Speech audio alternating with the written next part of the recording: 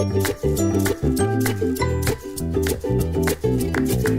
us today is Bregje Roosenboom, Client Portfolio Manager at ING Investment Management. Welcome, Bregje. Thank you. Looking at current market circumstances, why are dynamic credit strategies such a good investment opportunity? Current market circumstances are particular, and therefore a dynamic credit strategy could be very interesting. If we look at interest rates, they're at historical lows, and I think a lot of people would have thought that interest rates could not go any lower.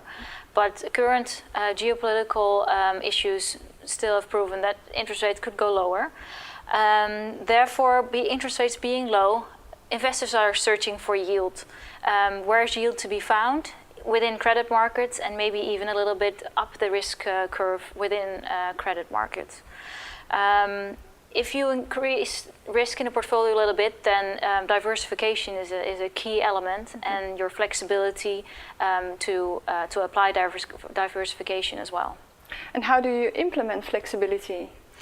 The strategy has a benchmark unaware, is benchmark unaware in nature, which means that there is no fixed benchmark or a set of investments that the investor is already looking at. It can just freely look into fixed income markets as a whole. If we look at what the fund is aiming to do, it's looking at credit markets in general, and has three main pillars, being investment grade credit, high yield credit, and emerging market debt. Next to that, the geographical scope is global, which means that emerging markets, developed markets, Europe, Asia, US, everything is included in this strategy, or is the possibility to include it in the strategy. And the last interesting point would be that the strategy has relatively low duration. So if market circumstances would so require, we can even lower duration to 0 years. And how did the strategy perform the last quarter? The strategy performed well last quarter. We're happy with the performance of 2.8%.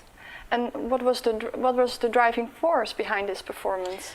The driving force were the three main pillars in the strategy, which are credit investments in both emerging and developed markets, but also investment grade and below investment grade. Everything with a spread did well last quarter.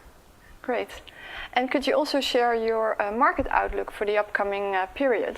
Yes. If you look at fundamentals, very important is that the ECB acknowledged that they need to act if deflation would become a problem, and they've also commented that they will. So that's very important to take deflation risk down, which has happened over the last quarter.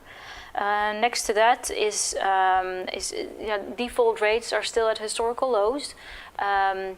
We do feel that valuations in credit markets are becoming a little bit more stretched. So we feel it's very important that we diversify the portfolio thoroughly, and we will keep on doing that. And we will just keep on looking for the best paper with the best risk-return features. Thank you very much, Bregje, for sharing your insights with us. Looking forward to speaking to you the next time. Thank you very much. Thanks.